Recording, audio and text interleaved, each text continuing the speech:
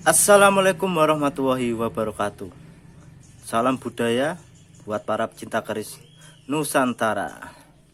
Kali ini saya berburu dapat satu keris yang benar-benar istimewa, teman. Nah, dilihat dari sandangannya masih alami lokasian. Ini rangkanya masuk Gayaman Jogja, Pendok Kuningan Jogja, tapi handlenya masuk Solo Surakarta, sama Mendak juga. Nah, kita lihat wilahnya.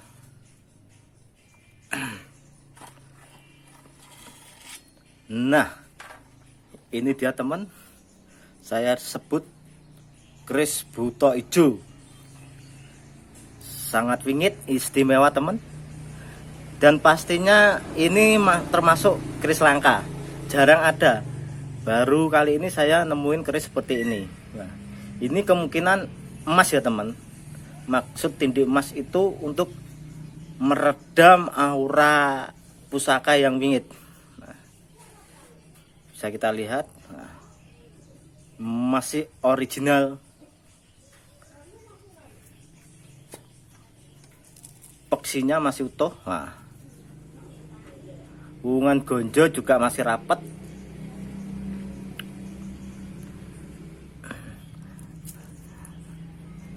Nah, ini termasuk unik dan langka.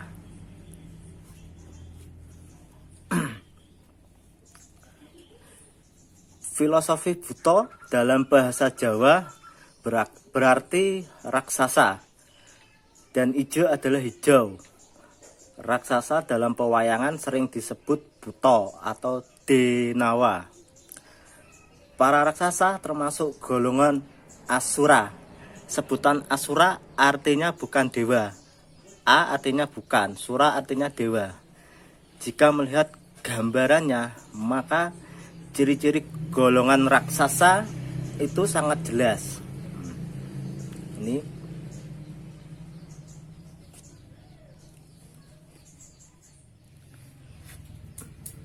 tentu ciri yang paling nampak bahwa raksasa itu buruk rupa. Sedangkan ciri-ciri yang lain adalah raut muka serba menakutkan. Nah, ini hidungnya besar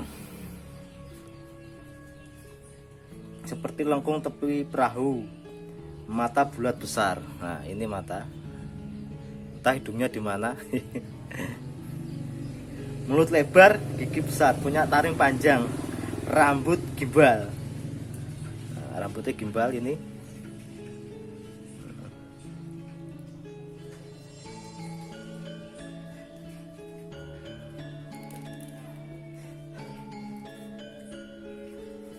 Dan ciri yang tidak bisa diraba tetapi pasti bahwa raksasa itu jahat. Buto ijo hadir dalam tokoh pewayangan maupun cerita rakyat. Serat-serat atau manuskrip mencatat wayang raksasa atau dewana mulai dibuat pada zaman Mataram pada masa pemerintahan Mas Jolang atau lebih dikenal dengan nama Pangeran Seda Krapyak sekitar tahun 1601 sampai 1613. Selain membuat wayang dagelan atau semar, Sang Prabu juga mencipta wayang Denawa Murgan.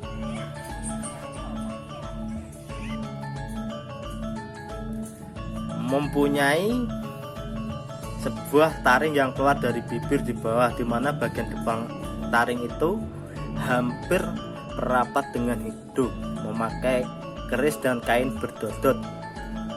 Dengan kedua tangan dapat digerakkan atau lebih dikenal dengan buto cakil. Pembuatan wayang tersebut mempunyai sengkalan, tangan yaksa, satataning janma. Sultan Agung Anyakrakusumo yang merupakan ahli filsafat dan ahli kesenian menciptakan pula wayang Denawa memakai taji dan rambut terurai atau buta rambut geni dengan sengkalan. Jalu buta tinata ing ratu. Kemudian Amangkurat I tak ketinggalan pula menciptakan wayang to alasan atau buta ijo. Laki-laki memegang badama atau parang dan hanya memakai cawat dengan diberi sengkalan wayang buta ing wana tunggal. Tradisi itu masih dilanjutkan juga di zaman Kartasura, di mana pada zaman itu diciptakan wayang buta gundul berleher pendek berhidung seperti buah terong, atau lebih dikenal buta endok atau buta terong bermata satu dengan sengkalan marga sirna wayanging raja. Seringkali buta ijo digambarkan sebagai sosok berupa raksasa tinggi besar berwarna hijau dengan rambut keriting gimbal awut-awut. Nah, ini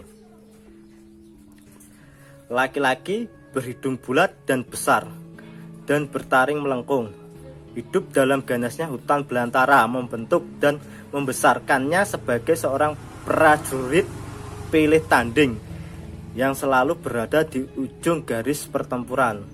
Dia adalah prajurit sejati, pantang mundur dari laga dan melaksanakan segala perintah dari rajanya dengan sebaik-baiknya, walaupun nyawa taruhannya. Di lain sisi, buta ijo juga menggambarkan tentang keserakahan yang ada dalam diri manusia. Keserakahan seringkali dimaknai sebagai sifat yang ingin memiliki segala sesuatu yang ada di dunia, tidak peduli milik siapapun.